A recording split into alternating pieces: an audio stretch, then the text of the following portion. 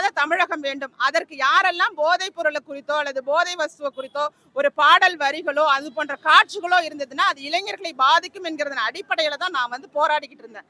இது தவிர எனக்கு பர்டிகுலரா இவரை எதிர்க்கணும் அவரை எதிர்க்கணுங்கிற அவசியம் எனக்கு கிடையாது. இதெல்லாம் கேட்கும் போது நிச்சயமாக சினிமா துறையும் ஒரு காரணமாக இருந்துவிடக் கூடாது என்பதை தான் நான் வலியுறுத்துறேன். அதுலயும் குறிப்பாக முன்னணி நட்சத்திரங்களாக இருக்கவங்க அவர்களுடைய சமூக பொறுப்பை உணர்ந்து நடந்து கொள்ளுங்க அப்படிங்கிறது என்னோட. கூலிப்படைகளை என்கவுண்டர் பண்றாங்க அப்படிங்கிற இடத்துல நம்ம கவனமா தான் இருக்கணும். ஏன்னா உண்மை குற்றவாளிகளை மறைப்பதற்காக கூட இது மாதிரியான சம்பவங்கள் நடந்தேறுவதற்கான வாய்ப்புகள் இருக்கும். ஏன்னா ஒரு தேசிய கட்சியுடைய மாநில தலைவர் ரோட்டுல மனிதர்கள் நடமாடிக்கிட்டு இருக்கக்கூடிய ஒரு ரோட்டுல, அதுவும் மாலை நேரத்துல, நேரம் கூட நடுஇரவெல்லாம் கிடையாதுங்க, மாலை நேரத்துல வெட்டி கொலை செய்யப்படுகிறார்னா சாமானியருக்கு என்ன பாதுகாப்பு இங்க கொடுக்க முடியும்? உளவுத்துறை என்ன செய்து கொண்டிருந்தார்கள்? கொலை நடந்த ஒரு 2 மணி நேரத்துக்குள்ள இதனாலதான் இந்த சம்பவம் நடந்திருக்குங்கிறத எப்பொழுது சொல்றாங்களோ அந்த இடத்துல ஒரு சந்தேகம் ஒண்ணுமே இல்லைங்க. காவல்துறையினர் அதிகாரிகள் யாரோட உறுதுணையோட நடக்குது அப்படின்னா நிச்சயமாக அதிகாரிகள், அரசியல்வாதிகள் இவர்களுடைய கூட்டு களவாணித்தனமா தாங்க நான் பாக்குறேன். மாதிரி கள்ளச்சாராய மரணங்கள் நடந்ததுன்னா அதற்கு நீங்க நேர்ல கூட போய் பார்க்கல. கள்ளக்குறிச்சிக்கு நேரில் சென்று கூட பார்க்காத முதல்வரை நாம இப்பதான் பார்த்திருக்கோம். 69 மரணங்கள் நடந்திருக்கு. அவர்களுக்கு ஆறுதல் கூற ஏன் நேரில் செல்லவில்லை? அப்ப அந்த இடத்திலேயே அவர்கள் மீது ஏதோ தவறு இருக்கிறத அவங்க ஏற்றுக்கொண்டதாக தான் நாம உணர முடியும். தமிழக அரசு தமிழக அரசு தமிழக அரசு தமிழக அரசு தமிழக அரசு தமிழக அரசு தடை செய் தடை செய் தடை செய் கள்ளச்சாராயத்தை தடை செய் கள்ளச்சாராயத்தை தடை செய் தடை செய் தடை செய் தடை செய் தடை செய் கள்ளச்சாராயத்தை தடை செய் கள்ளச்சாராயத்தை தடை செய் ஏழை தாய்மார்கள் தாலி இறக்கும் ஏழை தாய்மார்கள் தாலி இறக்கும் ஏழை தாய்மார்கள் தாலி இழக்கும் ஏழை தாய்மார்கள் தாலி இழக்கும் கள்ளச்சாராயத்தை தடை செய் கள்ளச்சாராயத்தை தடை செய் தடை செய் தடை செய் தடை செய் தடை செய் கள்ளச்சாராயத்தை தடை செய் கள்ளச்சாராயத்தை தடை செய் மரக்கான மரணம் போதாதா? மரக்கான மரணம் போதாதா? கள்ளக்குறிச்சி தேவையா? காத்திடு காத்திடு மக்கள் உயிரை காத்திடு காத்திடு காத்திடு மக்கள் உயிரை காத்திடு காத்திடு காத்திடு நாட்டு மக்களை காத்திடு தடை செய் தடை செய் கள்ளச்சாராயத்தை தடை செய் தடை செய் தடை செய் கள்ளச்சாராயத்தை தடை செய். கடந்த ஓராண்டுக்குள்ளவே நம்ம 2 சம்பவங்களை கள்ளச்சாராய மரணங்களை பார்த்தோம். செங்கல்பட்டு விழுப்புரம் மாவட்டத்தில் 23 பேர் இறந்து போனாங்க. அதை தொடர்ந்து இப்ப கடந்த மாதம் 18-19ஆம் தேதி ஜூன் 19-18 நம்ம கிட்டத்தட்ட 250-300 பேர் பாதிக்கப்பட்டு அதுல 69 பேர் உயிர்களை வாங்கியிருக்கு இந்த கள்ளச்சாராயம். நானே சொல்லிடுறேன். செங்கல்பட்டுல நடந்த சம்பவம் 23 உயிர்களை வாங்கியது. அதற்கு அடுத்தாற் போல இப்ப 69 உயிர்களை நாம் இழந்திருக்கோம் அப்படிங்கிறது மிகப்பெரிய கொடுமையான ஒன்று. இவர்கள் கள்ளச்சாராயத்தை தடுப்பதற்கு என்ன செய்ய வேண்டும் என்று கேட்டால் அதிகாரிகளை மாற்றுவதும் சட்ட திருத்தம் கொண்டு வந்துட்டாலும் கள்ளச்சாராயம் ஒழிந்துவிடும் என்று மக்களை ஏமாற்றுகிறார்கள் என்பதனை இங்க விளக்குவதற்காக தான் இந்த ஆர்ப்பாட்டமே நடத்துறோம்.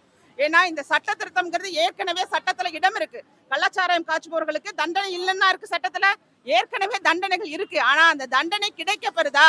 அதை கிடைக்கப்பெறுவதற்கு அதிகாரிகள் உறுதுணையா இருக்காங்களா? அதிகாரிகள் அந்த இடத்துல வழக்குகளை பதிவு செய்யறாங்களா? இது போன்ற கேள்விகளை தான் நாங்க இங்க எழுப்புறதுக்காக இந்த ஆர்ப்பாட்டத்தை மேற்கொண்டிருக்கோம்.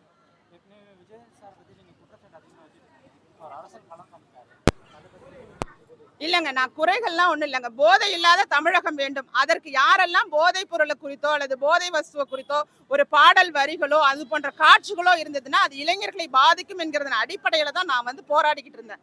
இது தவிர எனக்கு பர்டிகுலரா இவரை எதிர்க்கணும் அவரை எதிர்க்கணுங்கிற அவசியம் எனக்கு கிடையாது. நான் மக்களை நேசிக்கிறேன். இளைஞர்கள் வருங்காலத்துல போதைக்கு அடிமையாகாமல் இருக்கணும் அப்படிங்கிறத மையப்படுத்துறேன். ஏன்னா மிகவும் அச்சமாக இருக்கு. எல்லா கல்லூரி வளாகங்களிலுமே இன்றைக்கு போதைப் பொருள் புழக்கம் அதிகமாகிவிட்டது.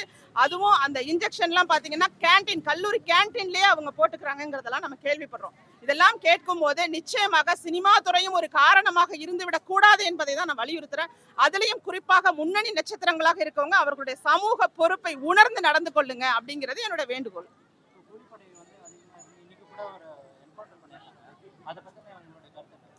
அதாவதுங்க, இன்னைக்கு என்கவுண்டர் நடந்திருக்கு. இது சம்பந்தமாக முழு விவரங்களும் இன்னும் கிடைக்கப்பெற்ற பிறகு இது குறித்து நாம சொன்னா கரெக்டா இருக்கும்.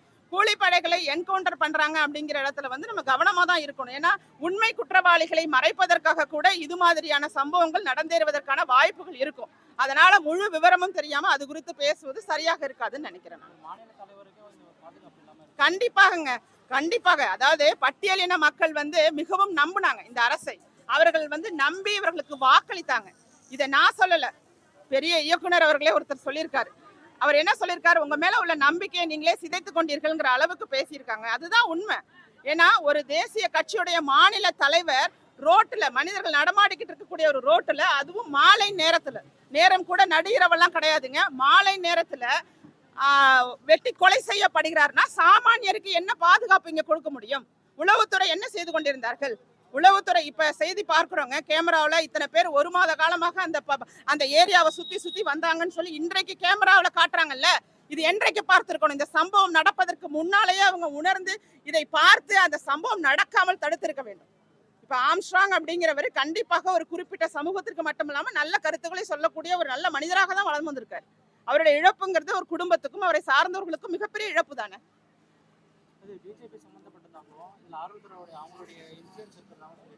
இதே எதுல சம்பந்தப்படலைங்கிற விஷயம்லாங்க முழுமையாக அறிக்கை தயார் செய்யறதுக்கு முன்னாடி பேசக்கூடாதுங்க. அது சட்டப்படி சரியாகவும் இருக்காது கண்டிப்பாக. ஆனால் ஒன்று மட்டும் தெரிகிறது, கொலை நடந்து ஒரு 2 மணி நேரத்துக்குள்ள இதனாலதான் இந்த சம்பவம் நடந்திருக்குங்கிறத எப்பொழுது சொல்றாங்களோ அந்த இடத்துல ஒரு சந்தேகம் இருக்கு. அந்த சந்தேகம் என்ன என்கிறத போக போக வரக்கூடிய விசாரணைகள் நிச்சயமாக விளக்கும்னு நம்புறேன் நான். ஒண்ணுமே இல்லைங்க, காவல்துறையினர் அதிகாரிகள் யாரோட உறுதுணையோட நடக்குது அப்படின்னா நிச்சயமாக அதிகாரிகள், அரசியல்வாதிகள் இவர்களுடைய கூட்டு களவாணித்தனமா தாங்க நான் பாக்குறேன். அதாவது அதிகாரிகளுக்கு தண்டனை கொடுக்கப்படும் சொல்ற இடத்துல அமைச்சர்களுக்கும் தண்டனை கொடுக்கப்படும் அப்படிங்கிற ஒன்றை ஏன் சொல்ல மாட்டாங்க, ஏன் சொல்ல மறுக்கிறாங்க? அமைச்சர்களுக்கும் தண்டனை கொடுக்கப்படும். இந்த துறை சார்ந்து நீங்க சரியான முறையில நீங்க நடவடிக்கைகள் எடுக்கலன்னா, வழக்குகள் பதிவு செய்யலன்னா கண்டிப்பாக உங்களுடைய அமைச்சர் பதவி உங்களுக்கு இருக்காதுன்னு ஏன் சொல்ல முடியல? அதைத்தான் நாங்க வலியுறுத்துறோம். எல்லாருக்குமே பொறுப்பு இருக்கு. இந்த ரெஸ்பான்சிபிலிட்டி வந்து நீங்க அதிகாரிகளை கை காண்பி வைத்து தப்பிச்சுலாம் நினைக்கிறீங்க. அரசியல் ஆளுங்கட்சியா இருக்கும்போது அதிகாரிகள் அவர்கள் நன்மை செய்தால் அதை அரசுக்கு சொந்தமாக கொண்டாடுறீங்க. அதிகாரிகள் ஏதாவது பெருமைக்குரிய விஷயத்தை செஞ்சா அது தமிழக அரசு தான் அதற்கு காரணம், முதல்வர் தான் காரணம், நான் தான் காரணம், நம்பர் 1 முதல்வர் நீங்க பெருமையாக மேடையில பேசுறீங்க. அதே ஏதாவது இங்க குறைகள் நடந்துச்சுன்னா அல்லது இது மாதிரி கள்ளச்சாராய மரணங்கள் நடந்ததுன்னா அதற்கு நீங்க நேரில் கூட போய் பார்க்கல. கள்ளக்குறிச்சிக்கு நேரில் சென்று கூட பார்க்காத முதல்வரை நாம இப்பதான் பார்த்திருக்கோம். 69 மரணங்கள் நடந்திருக்கு, அவர்களுக்கு ஆறுதல் கூட ஏன் நேரில் செல்லவில்லை? அப்ப அந்த இடத்திலேயே அவர்கள் மீது ஏதோ தவறு இருக்கிறத அவங்க ஏற்றுக்கொண்டதாக தான் நாம உணர முடியுது. தமிழ்நாட்டில் மட்டும் தான் போதைப் பொருட்கள் இருக்குதுன்னு நினைக்கிறீங்க? அது வந்து வெளி மாநிலத்திலே வட மாநிலங்களிலேயே வந்து போதைப் பொருட்கள் வந்து பரவலாக பயன்படுத்தப்படுது. கண்டிப்பாக இந்தியா முழுவதுமே இருக்குங்க, அதை நான் மறுக்கல, எல்லா இடத்துலயுமே இருக்கு. முதல்ல நம்ம மாநிலம் நல்ல மாநிலமாக இருந்தது. இந்த மாநிலம் இப்ப சீர்குலைந்துகிட்டு இருக்கிறத கண்ணால பார்த்து நம்மளால தாங்கிக்கிட்டு இருக்க முடியாதுங்க. அதுக்கு அதன் சார்பா நம்ம அனைத்து மக்கள் அரசியல் கட்சியுடைய பிரதான ஒன்றே இளைஞர்களை நல்வழிப்படுத்தணும். அவர்கள் மூலமாக தான் நல்ல புதிய அரசியலை, மாற்று அரசியலை நம்ம எடுத்துட்டு போக முடியும். அந்த இளைஞர்கள் முதல்ல சுயநினைவோட இருக்கணும். எந்த போதை பழக்க வழக்கங்களுக்கும் அடிமையாகாமல் சுயநினைவோட இருந்தாதான் நாங்கள் பேசக்கூடிய அரசியல் கூட புரியும். இன்றைக்கு அதற்கான முயற்சியை அனைத்து மக்கள் அரசியல் கட்சி எடுக்கிறதுக்கு ரெடியா இருக்கும். மது விலக்கு குறித்து பேசுறது ஒரு பெரிய டாபிக் தாங்க. மது விலக்கு நிச்சயமாக எப்பொழுது சாத்தியப்படும்னா, குடி நோயாளிகளாக இருக்கக்கூடியவர்களை எல்லாம் குடியிலிருந்து மீட்க வேண்டும்.